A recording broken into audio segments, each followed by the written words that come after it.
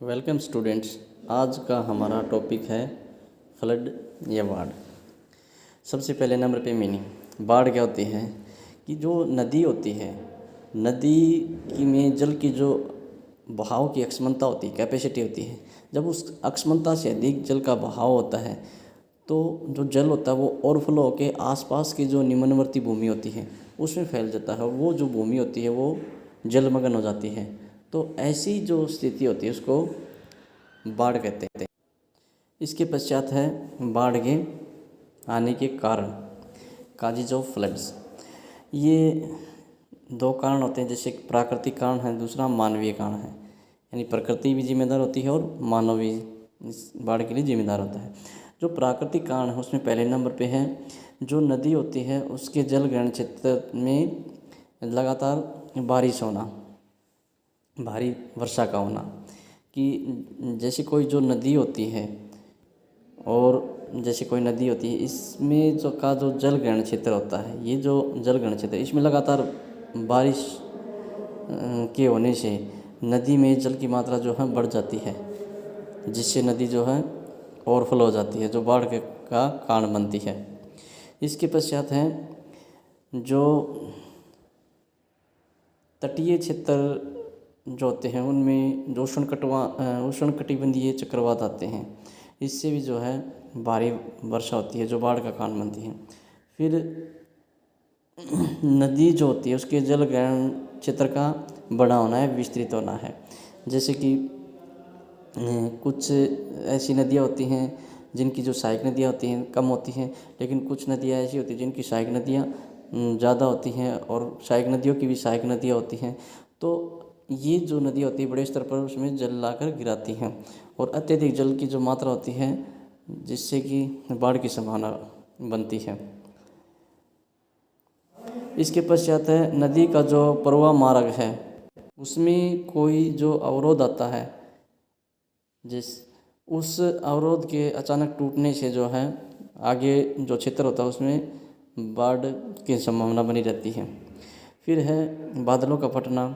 बादलों का फटने की जो घटना होती है ज़्यादातर पर्वतीय क्षेत्रों में होती है और बादलों के फटने का मतलब है कि थोड़े समय में अत्यधिक वर्षा का हो जाना।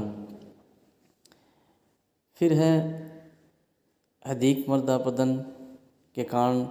के पश्चात है मानवीय कारण। इसमें पहले नंबर पे है वनों की जो है अत्यधिक कटाई या अंधाधुंध कटाई। जो वन होते हैं वो मिट्टी की या जो पौधे की जड़ें होती हैं वो मिट्टी को जो बांध के रखती हैं, और जब उनकी अत्यधिक कटाई हो जाती है तो वो जो क्षेत्र होता है वनों से रहित हो जाता है, तो इससे जो है बाढ़ की संभावना ज़्यादा बन जाती है। फिर है कृषि और जो भूमि उपयोग की अवैज्ञानिक पद्धतियाँ हैं। कृषि करने की जो प्रणालियाँ होती हैं वो भी जो है बाढ़ के लिए उत्तरदायी होती है। जैसे कि स्थानांतरित कृषि प्रणाली है, उसमें एक जो पेड़ काट दिए जाते हैं और पेड़ काटने पर जो है बाढ़ के कारण बनते हैं। कृषि की कुछ प्रणालियाँ होती हैं जो बाढ़ के लिए उत्तरदायी होती हैं, जैसे कि स्थानांतरित कृषि है। इसके अतिरिक्त जो पर्वतीय क्षेत्र हैं उनमें जो है ढलान के अनुसार कृषि न करके बल्कि सीढ़ीदार कृषि करने से जो बाढ़ पर नियंत्रण किया जा सकता है। इसके पश्चात है नदी तल या जो बाढ़ कृत मैदान होता है उसमें जनसंख्या का अत्यधिक बसाव पाया जाता है और जनसंख्या का जो लगातार अतिक्रमण बढ़ता जा रहा है वो भी जो है बाढ़ के लिए उत्तरदायी माना जाता है। इसके पश्चात है बाढ़ संभावित क्षेत्र। भारत में जो बाढ़ है वो ज़्यादातर नदी घाटी के जो क्षेत्र होते हैं उनमें आती है, और ये राज्यों की दृष्टि से देखें तो ज़्यादातर जो असम का जो ब्रह्मपुत्र नदी घाटी क्षेत्र है उसमें, और जो उत्तरी भारत का मैदानी भाग है जिसमें पश्चिम बंगाल और जो बिहार है, ये जो पश्चिम बंगाल और बिहार का क्षेत्र है इसमें, और जो नदियों के साथ साथ में जो डार्क क्षेत्र दिखा रखे वो सभी जो है बाढ़ संभावित क्षेत्र के अंतर्गत शामिल किए जाते हैं। इसके अतिरिक्त बाढ़ की जो संभावना है या बाढ़ का जो प्रभाव क्षेत्र है वो राजस्थान और गुजरात, हरियाणा, पंजाब, ये जो क्षेत्र हैं ये जो है ज़्यादातर यहाँ पर आकस्मिक बाढ़ आती है। इसके अतिरिक्त जो महानदी है का डेल्टाई क्षेत्र है, गोदावरी, कृष्णा, कावेरी जो नदियां हैं उनके डेल्टाई क्षेत्र में, और ये जो तमिलनाडु का पूर्वी भाग है इस क्षेत्र में जो है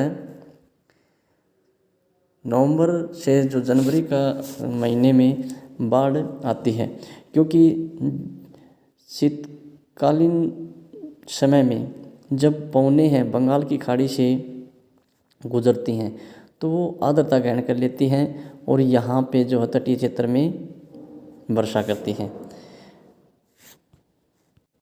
इसके पश्चात है बाढ़ से होने वाली हानि। बाढ़ से जो होने वाली जो हानि है वो उसका 90% जो भाग है वो उत्तरी भारत का जो विशाल मैदान है उसमें होता है, और कुल जो हानि होती है उसका 60% हिमालय की नदियों के द्वारा होता है। तो बाढ़ से जो हानि होती है वो मुख्य रूप से जो है 3 रूप उसके बताए गए हैं, जैसे कि मानवीय पूंजी और पशुधन की क्षति। अब किसी क्षेत्र में जो बाढ़ आती है तो वहाँ पर बड़े संख्या में लोग होते हैं, उनकी मृत्यु हो जाती है, और बाढ़ के समय और बाढ़ के पश्चात जो है अनेक प्रकार की बीमारियां फैल जाती है, जैसे कि हैजा है, अंतर्शोथ है, हेपेटाइट है, इस प्रकार की बीमारियां फैल जाती हैं।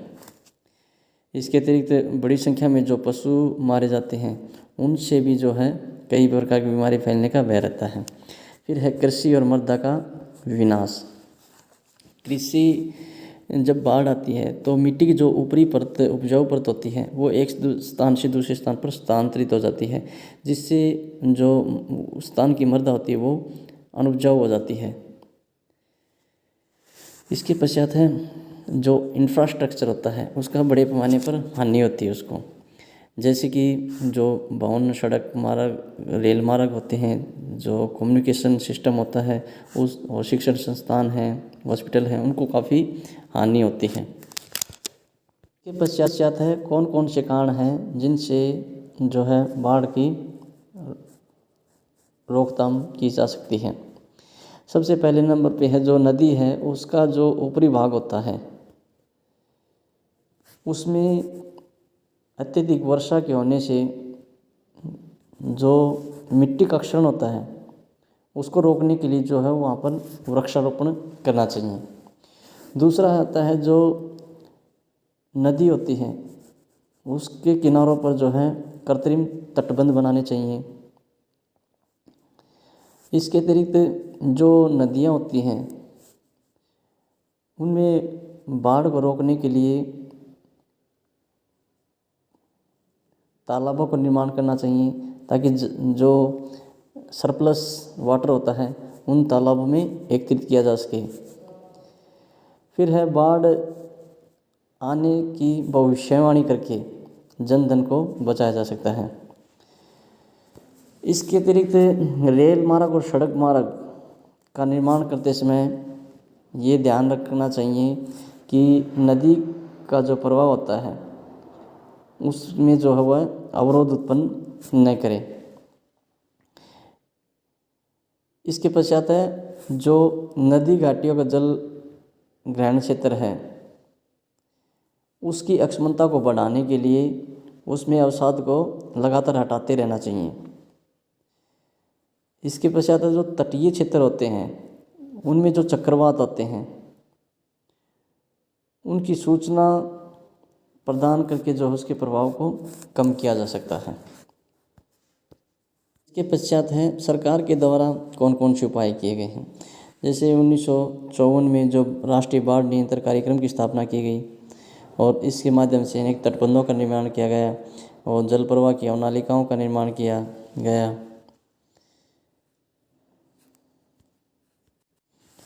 1854 में बाढ़ पूर्व अनुमान संगठन की स्थापना की गई।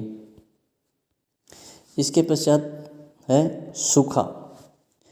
सूखे को जो है कई प्रकार से परिभाषित किया जाता है। जैसे सिंचाई विभाग के अनुसार सूखा वे शुष्क क्षेत्र होते हैं जहाँ पर 100 सेंटीमीटर से कम वर्षा होती है और इससे भी 75% वर्षा अनेक वर्षों तक प्राप्त नहीं होती, और वहाँ उस क्षेत्र में 30% से भी कम भूभाग पर सिंचाई की सुविधा पाई जाती है। लेकिन सामान्य तौर पर जो सूखा होता है उसमें पीने योग्य और घरेलू उपयोग के लिए पानी की कमी और मिट्टी में फसलों के उत्पादन के लिए आवश्यक नमी का अपर्याप्त होना ही सूखा कहलाता है। इसके पश्चात है सूखे के प्रकार। सूखे का जो प्रकार है उसको कई भागों में बांटा जाता है। जैसे कि मौसम विज्ञान संबंधी सूखा है। इसमें माना जाता है कि मानसून के समय जो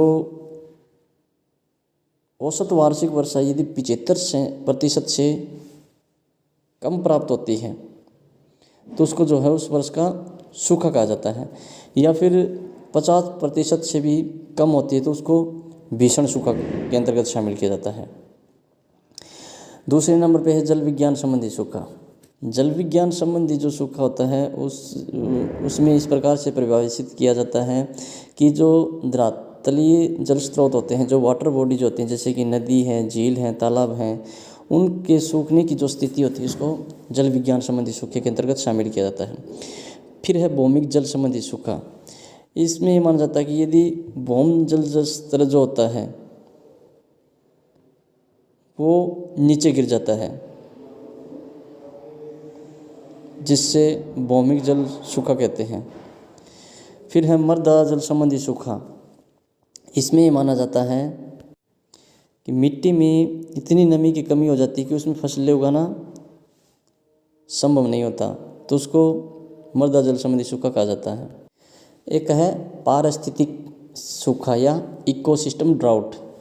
इकोसिस्टम ड्राउट के अंतर्गत यह माना जाता है कि जो इकोसिस्टम होता है उसमें जल की इतनी कमी हो जाती है कि उसकी जो प्रोडक्टिविटी होती है इकोसिस्टम की उसमें कमी आ जाती है। इसका परिणाम ये होता है कि इकोसिस्टम में अक्षति होना शुरू हो जाता है। इसी को जो है पारिस्थितिक सूखा कहा जाता है। इसके पश्चात है भारत में सूखा संभावित क्षेत्र। भारत में जो सूखा है या जो सूखा पड़ता है वो उसके लिए कई कारण जिम्मेदार हैं। जैसे कि एक है परिवर्तनीयता, वर्षा की परिवर्तनीयता, यानी कि जो भारत है उसमें मानसून के समय ही ज़्यादातर वर्षा की प्राप्ति होती है और उसमें लगातार जो परिवर्तन होता रहता है वो सूखे का कारण बनता है। फिर अनियमितता है, यानी भारत में जो मानसून होता है उसमें नियमितता नहीं पाई जाती, कभी देरी से आता है, कभी जल्दी आ जाता है, तो वो जो है सूखे का कारण बनता है। फिर है वर्षा का असमान वितरण। मानसून के समय कुछ क्षेत्रों में वर्षा अत्यधिक हो जाती है, कुछ क्षेत्र सूखे रह जाते हैं। फिर है मानसून का लौटना या प्रत्यावर्तन। कई बार जो मानसून होता है वो समय से पहले लौट जाता है, जिससे जो वर्षा है या जल है उसकी कम प्राप्ति हो पाती है। फिर है विच्छेद। इसका मतलब होता है कि मानसून के समय बीच बीच में कई दिनों तक वर्षा न होना। तो कई बार जो है ये विच्छेद जो है कई दिनों तक होता है, यानी कई दिनों तक वर्षा की प्राप्ति नहीं होती, जो कि सूखे के लिए उत्तरदायी होता है। इसके पश्चात है भारत में सूखा संभावित क्षेत्र। इनको 4 भागों में विभाजित किया जाता है। जोन 1 अत्यधिक सूखा संभावित क्षेत्र। इसके अंतर्गत जो है ये जो डार्क जोन है इसके अंतर्गत राजस्थान का जो है अधिकतर भाग है। इसके अतिरिक्त जो अरावली पर्वत श्रेणी है इस प्रकार से उसके पश्चिम का ज़्यादातर भाग शामिल है। इसके अतिरिक्त गुजरात का जो कच्छ क्षेत्र है वो इसके अंतर्गत शामिल होता है। फिर है जोन 2 गंभीर सूखा प्रभावित क्षेत्र। इसके अंतर्गत राजस्थान का जो पूर्वी भाग है उसको शामिल किया जाता है और ज़्यादातर मध्य प्रदेश का भाग शामिल है और महाराष्ट्र का जो ये कुछ पूर्वी भाग शामिल है। इसके अतिरिक्त जो है कर्नाटक का जो पूर्वी भाग है उसमें इसको शामिल किया जाता है और तमिलनाडु का ये उत्तरी भाग।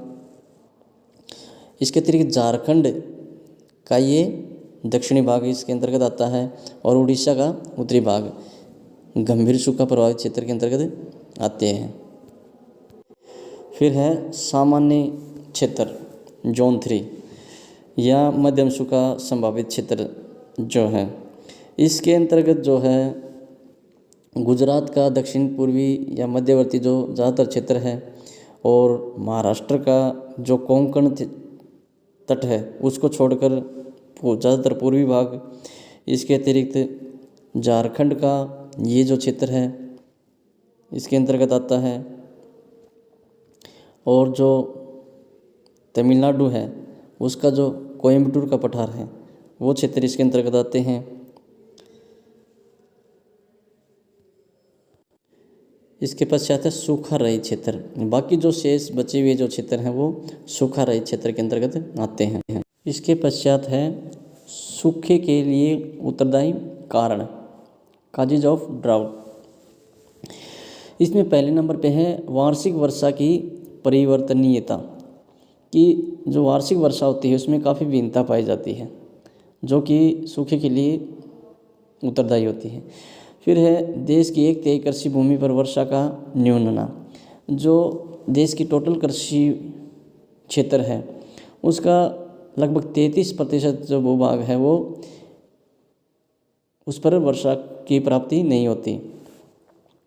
फिर जो मानव की जो भोगवादी जीवन शैली है वो भी उसको भी इसके लिए उत्तरदायी मानता है, क्योंकि मानव ने जो है पारिस्थितिक तंत्र में काफ़ी बदलाव कर दिया है।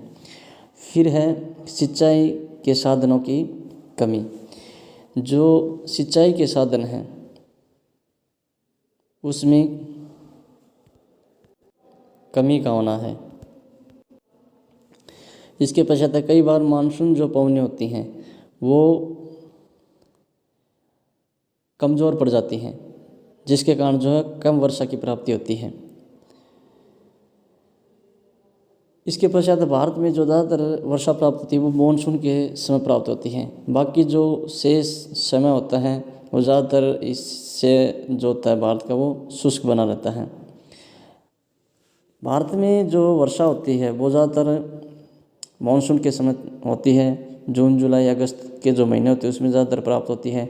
बाकी जो समय होता है लगभग शुष्क मौसम होता है, तो शुष्क ऋतु लंबी होने के कारण भी इसको उत्तरदायी माना जाता है। फिर है जो भूमिगत जल है उसका अत्यधिक दोहन या अत्यधिक उपयोग करने से भी सूखे का कारण माना जाता है। फिर है सूखे का परिणाम रिजल्ट क्या रहता है। पहले नंबर पे है कृषि उत्पादकता में कमी होना या कृषि उत्पादकता पर प्रभाव। जैसे किसी क्षेत्र में सूखा पड़ता है तो उसमें जो है कृषि उत्पादन में कमी आती है, क्योंकि फसलें जो होती है वो समय पर उनकी बुआई न होने से उत्पादन में कमी आती है और उत्पादन में कमी होने से जो जीडीपी होती है उसमें भी कमी आती है, उसकी मात्रा घट जाती है। फिर है मजदूरी और निवेश। भारत की ज़्यादातर जो जनसंख्या है वो कृषि पर निर्भर है, जिसके कारण जो है सूखे कारण जब कृषि नहीं हो पाती तो बेरोजगारी की समस्या बढ़ जाती है और जो है भुखमरी की समस्या उत्पन्न हो जाती है। फिर है संपूर्ण अर्थव्यवस्था पर प्रभाव। अधिकतर जो उद्योग होते हैं वो कृषि उत्पाद आधारित होते हैं, जैसे कि कपास उद्योग है, गन्ना उद्योग है। तो सूखे के समय कृषि उत्पादन घटने के कारण इन उद्योगों को रॉ मटेरियल नहीं मिल पाता, जिससे उद्योग ठप हो जाते हैं, जिससे अर्थव्यवस्था पर प्रभाव पड़ता है। फिर है खरीफ की फसल भारत में ज़्यादा जो वर्षा प्राप्त होती है वो खरीफ की फसल के समय प्राप्त होती है, लेकिन वर्षा की मात्रा कम होने पर जो है इस खरीफ की फसल को काफ़ी हानि पहुंचती है। फिर चारे की कमी, जब कृषि उत्पादन घट जाता है या सूखा पड़ता है तो चारे की जो मात्रा होती है वो घट जाती है, और मानव के साथ साथ जो पशु भी भुखमरी के शिकार होते हैं। इससे जो मानव और पशु दोनों ही जो है एक स्थान से दूसरे स्थान पर प्रवास कर जाते हैं। फिर है पेयजल की कमी, जो सूखा संभावित क्षेत्र होते हैं उनमें जो है पीने के पानी की भी कमी हो जाती है। इसके पश्चात है सूखे का प्रबंधन। सूखे का प्रबंधन दो तरीके से किया जा सकता है, एक तो तात्कालिक और दूसरा दीर्घकालिक। तात्कालीन जो कारण होते हैं उसमें जिस क्षेत्र में सूखा पड़ा हुआ है उसमें वहाँ के लोगों को पानी, दवाइयाँ, भोजन और जल शीघ्र उपलब्ध करा के जो है दूर किया जा सकता है। इसके साथ ही दीर्घकालिक जो कारण होते हैं उसमें जो है उनको दो भागों में बांटा जाता है। जैसे सूखे के जो कारण हैं उनके जानकर या उनको काबू करके, दूसरा जो है उनका जो प्रभाव होता है उनको कम करके। तो सूखे के जो बचाव हैं वो इस प्रकार से हैं, जैसे भारत में जल का अत्यधिक उपयोग सिंचाई के लिए किया जाता है, और उसका अच्छी तरीके से या उचित तरीके से प्रबंधन करके जो है उस जल में कमी करके सूखे संभावित जो क्षेत्र होते हैं उनमें उनको राहत दी जा सकती है। इसके अतिरिक्त नहरों के द्वारा जो अत्यधिक सिंचाई की जाती है उससे उसको कम करना चाहिए ताकि मिट्टी में लवण अक्षार की समस्या पैदा ना हो। इसके अतिरिक्त देश की जो नदियां हैं उनमें ग्रिड सिस्टम बना के सूखे को कम किया जा सकता है। इसके पश्चात जो सिंचाई प्रणाली है उस के माध्यम से भी सूखे को दूर किया जा सकता है, जैसे कि जो बौछारी सिंचाई है या स्प्रिंकल इरिगेशन है, ड्रिप इरिगेशन है, जैसे तरीके अपना के सूखे के प्रभाव को कम किया जा सकता है। इसके पश्चात है जो नदियाँ होती हैं उस पर छोटे छोटे बांध बनाकर, ताकि बांध में पानी इकट्ठा करके जो सूखा संभावित क्षेत्र हैं उनमें जल पहुंचाया जा सके नहरों के माध्यम से। फिर है बड़े स्तर पर जो है वृक्षों की जो कटाई है उसको रोककर, और जो कुछ स्कीम है जैसे कि सामाजिक वानिकी, फार्म वानिकी है, इनको जो बढ़ावा देकर या बड़े स्तर पर पेड़ पौधे लगाकर सूखे को कम किया जा सकता है। इसके अतिरिक्त वर्षा के समय जो जल प्राप्त होता है तो उस जल को इकट्ठा करके जो है बाद में उसका उपयोग पीने के लिए या अन्य घरेलू काम के लिए किया जा सकता है। इसके पश्चात है भूस्खलन यानी लैंडस्लाइड। लैंडस्लाइड की जो घटना है वो ज़्यादातर जो अधिक वर्षा वाले जो पर्वतीय क्षेत्र हैं उनमें घटित होती है। इसका अर्थ है पृथ्वी के गुरुत्वाकर्षण के प्रभावाधीन जो पर्वतीय क्षेत्र हैं उनमें छोटी छोटी शिलाओं से लेकर एक बहुत बड़े भूभाग का ढलान के सहारे नीचे की ओर खिसकना जो है भूस्खलन कहलाता है। इसके पश्चात है कि क्या कारण है भूस्खलन होने के। पहले नंबर पे है वनों का विनाश।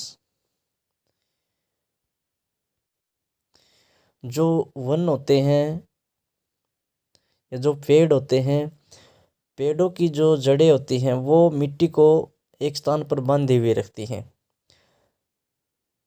और जो अधिक वर्षा वाले क्षेत्र होते हैं उन क्षेत्रों में बहता हुआ जो जल होता है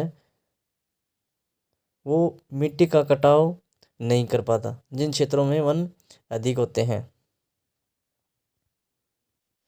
लेकिन जिन क्षेत्रों में वन नहीं होते उनमें जो जल होता है वो बिना किसी बाधा के बहता है और मिट्टी की जो ऊपरी परत है उसको ढाल के सारे नीचे की तरफ बहा कर ले जाता है। इसके पश्चात है अर्थक्वेक या भूकंप। अर्थक्वेक की जो ज़्यादातर घटना है वो पर्वतीय क्षेत्रों में होती हैं, खासकर जो हिमालय पर्वतीय क्षेत्र हैं उनमें घटित होती हैं। इस भूकंप की जो घटना होती है उसमें किसी पर्वत से या पहाड़ी क्षेत्रों में बड़े बड़े जो शिलाखंड होते हैं वो टूटकर जो है ढाल के सारे नीचे की तरफ खिसक जाते हैं, जिससे भूस्खलन होता है। एक होता है सड़क निर्माण। सड़क निर्माण या जो रेल निर्माण होता है खासकर पर्वतीय क्षेत्र में, उससे जो है काफ़ी बड़ी मात्रा में मलबा जो हटाना पड़ता है। तो ये जो मलबा होता है ये बरसात के समय ढाल के सारे खिसक कर नीचे की तरफ आता है, जो विनाश का कारण बनता है। इसके पश्चात है भवन निर्माण। भवन निर्माण का जो कार्य है वो भी भूस्खलन के लिए उत्तरदायी है। ऐसे क्षेत्र जहाँ पर बड़ी संख्या में जनसंख्या निवास करती है वहाँ पर जो इंफ्रास्ट्रक्चर के कार्य होते हैं वो भूस्खलन के लिए उत्तरदायी हैं। इसके पश्चात है स्थानांतरी कृषि। स्थानांतरी कृषि जो है भारत में ज़्यादातर जो नॉर्थ ईस्ट के जो स्टेट हैं उनमें की जाती है। इसको झूम कृषि के नाम से भी जाना जाता है। इसमें जो पेड़ पौधे होते हैं भूमि से उसको साफ कर दिया जाता है और पेड़ पौधों के कटने से भूस्खलन की जो घटनाएं हैं वो काफ़ी तीव्र हो जाती हैं। इसके पश्चात है भूस्खलन सुविधता के क्षेत्र। ये जो है सबसे पहले नंबर पे है अत्यधिक सुविधता वाले क्षेत्र, जो ज़्यादा संवेदनशील हैं। इसके अंतर्गत ज़्यादातर जो पहाड़ी और पर्वतीय क्षेत्र हैं उनको शामिल किया जाता है। हिमालय के जो युवा पर्वत श्रृंखलाएँ हैं, अंडमान निकोबार द्वीपों, वेस्टर्न जो घाट है, नीलगिरी की पहाड़ियों ज़्यादा वर्षा वाले क्षेत्र हैं। उत्तर पूर्व के राज्यों के जो पहाड़ी क्षेत्र हैं और जो भारत में भूकंप प्रभावित क्षेत्र हैं वो जो है अधिक भूस्खलन वाले क्षेत्र के अंतर्गत आते हैं। इसके पश्चात है अधिक सुविधता वाले क्षेत्र। इसमें जो है अत्यधिक सुविधता वाले जो क्षेत्र हैं उनके आसपास वाले क्षेत्रों को शामिल किया जाता है। इसमें हिमालय के क्षेत्र के साथ साथ उत्तर पूर्व के राज्य जो असम को छोड़कर इसमें शामिल किए जाते हैं। फिर है मध्यम से कम सुविधता वाले क्षेत्र। इसमें लद्दाख के, हिमाचल प्रदेश की में स्पीति और जो राजस्थान में जो अरावली की पहाड़ियों में कम वर्षा वाले जो क्षेत्र हैं और उत्तर पश्चिमी और पूर्वी घाट, दक्कन का जो रेन शेडो जोन है, इसके अलावा झारखंड, उड़ीसा, छत्तीसगढ़, महाराष्ट्र, आंध्र प्रदेश, कर्नाटक, तमिलनाडु, गोवा, केरल के जो माइनिंग क्षेत्र हैं उनको इनमें शामिल किया जाता है। इसके अतिरिक्त जो भूस्खलन के अन्य क्षेत्र हैं वो जो हैं राजस्थान, हरियाणा, उत्तर प्रदेश, बिहार, पश्चिम बंगाल को शामिल किया जाता है। इसके पश्चात है भूकंप के परिणाम, क्या रिजल्ट रहते हैं इसके। इसमें जो है जान माल की काफ़ी हानि होती है, क्योंकि बड़े स्तर पर जब मलबा जो है ढाल के सारे नीचे की तरफ आता है तो अधिक जनसंख्या वाले जो क्षेत्र होते हैं उनमें जान और माल की काफ़ी हानि होती है। कई बार नदी के मार्ग इससे अवरुद्ध हो जाते हैं, जो फिर बाढ़ का कारण बनता है। कई बार जो सड़क मार्ग होते हैं और जो रेल मार्ग होते हैं, उनके टूटने से यातायात जो है अवरुद्ध हो जाता है। इसके पश्चात है भूस्खलन को रोकने के उपाय। सबसे पहले नंबर पे है जो भूस्खलन प्रभावित क्षेत्र हैं उनमें सड़क निर्माण और बांध निर्माण, भवन निर्माण जैसे कार्यों पर प्रतिबंध लगाना चाहिए। इसके अतिरिक्त जो पर्वतीय क्षेत्र हैं उनमें वृक्षारोपण को बढ़ावा देना चाहिए।